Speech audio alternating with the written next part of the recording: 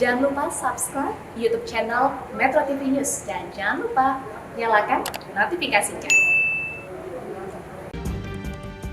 Pemirsa, Anda kembali bersama dengan kami di Metro Siang, kali ini dalam segmen Fact Check bersama dengan saya, Reno Reksa.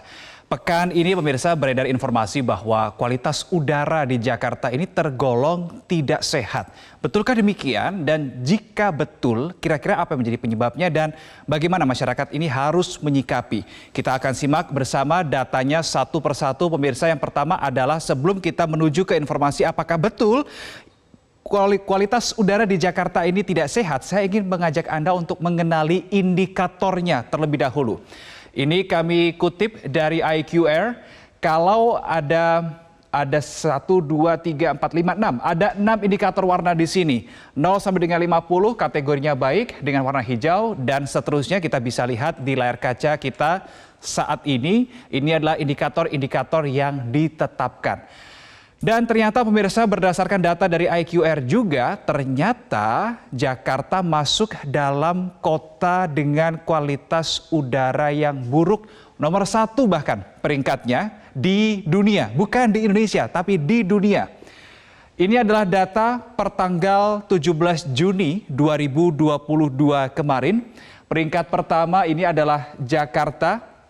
Dengan indikatornya adalah 132, berarti ini tergolong tidak sehat bagi sebagian orang yang sensitif.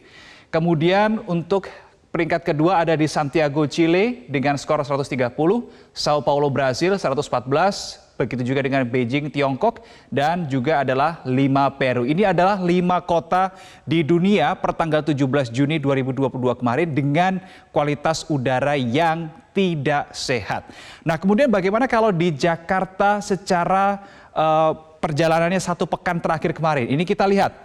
Kalau kita melihat di sini ada 2 warna pemirsa, orange dan merah. Orange berarti ini kategori tidak sehat untuk sebagian orang yang sensitif, sedangkan untuk 2 warna merah yang ada di layar kaca Anda saat ini berarti betul-betul tidak sehat kualitas udaranya untuk semua orang. Kita lihat tanggalnya di situ tanggal 11 sampai dengan tanggal 17 Juni 2022.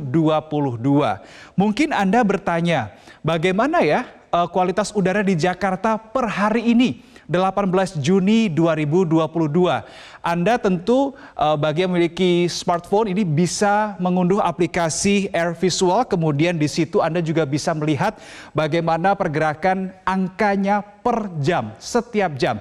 Dan per jam 12.18 waktu Indonesia Barat untuk kualitas udara di Jakarta ini ada di angka 148. Kalau 148 berarti kategorinya masuk di zona orange atau zona tidak sehat bagi sebagian orang yang sensitif. Nah, bahkan kalau kita melihat datanya jam per jamnya, kualitas udara di Jakarta yang cenderung tidak sehat adalah di pagi hari.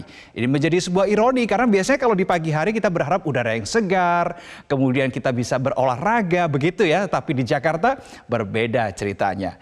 Kalau kita melihat sebaran indeks untuk kerawanan atau tingkat keburukan kualitas udara di Jakarta, kita akan melihat di sini untuk di wilayah kawasan GBK pemirsa. Ini masuk kategori merah karena indikator poinnya ada di angka 156. Ini sangat disayangkan. Kenapa sangat disayangkan? Karena kawasan GBK itu adalah kawasan biasanya digunakan sehari-hari oleh warga yang beraktivitas di Jakarta bahkan di akhir pekan untuk berolahraga. Tetapi sayangnya indikatornya adalah 156, which is artinya adalah di situ sangat tidak sehat begitu ya untuk kualitas udaranya. Begitu pula di kawasan Selipi dan Petamburan ini masuk kategori tidak sehat bagi sebagian orang yang sensitif dengan indikator dengan poin 134. Di Kaliangke dengan skor 152 ini berarti kategorinya tidak sehat. Kemudian untuk kawasan Menteng. Kawasan Menteng ini terkategori per tanggal 17 Juni 2022 ini kategori udara atau kualitas udaranya baik karena warnanya hijau dengan skor 50. Sedangkan di Kemayoran normal begitu ya, moderate dengan angka 71. Kalau kita melihat angkanya ini di masing-masing wilayah bisa saja berbeda. Kemudian kalau tadi saya katakan di Jakarta saat ini 148 itu adalah rata-rata dari seluruh wilayah, dari seluruh kecamatan di DKI Jakarta. Muncul suatu pertanyaan, sebetulnya mengapa atau apa yang sebetulnya menjadi penyebab udara buruk di ibu kota, di DKI Jakarta? Ada 4 hal pemirsa, tetapi sebetulnya 4 hal ini adalah buahnya saja. Tetapi hulunya adalah karena tingginya populasi masyarakat di DKI Jakarta. Bukan hanya asli Jakarta saja, tetapi pendatang di Jakarta ini juga cukup banyak. Sehingga berdampak yang pertama, jumlah kendaraan otomatis bertambah. Ketika jumlah kendaraan bertambah, polusi pun juga pasti akan bertambah.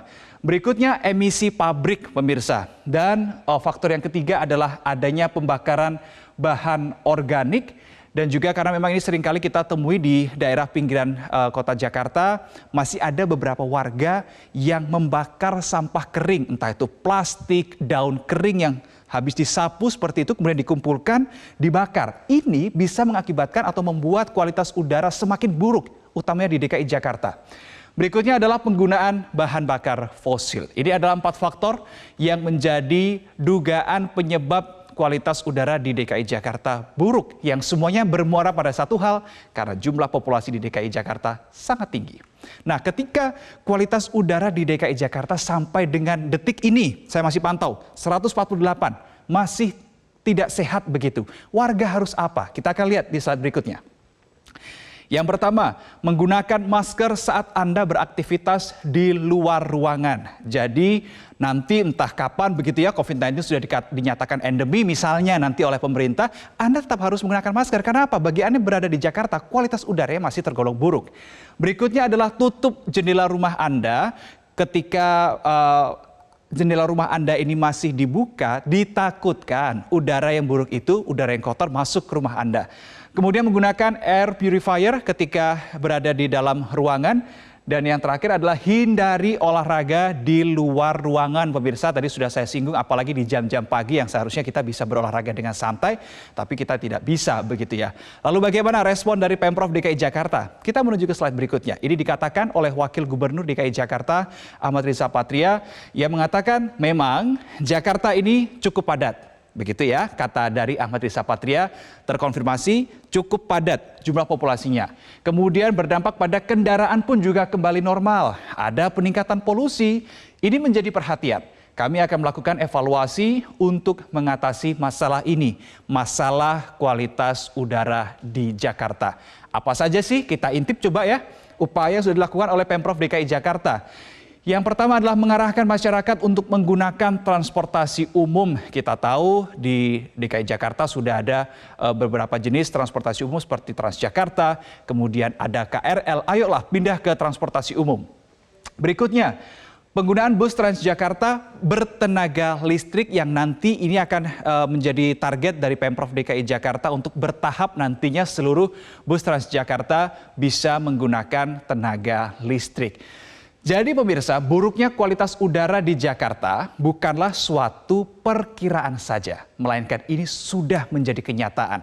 Bahkan masyarakat di ibu kota saat ini tidak direkomendasikan untuk berolahraga di pagi hari karena buruknya kualitas udara. Justru kualitas udara yang baik di Jakarta saat ini berada di antara jam 2 siang sampai dengan pukul 6 sore waktu Indonesia Barat.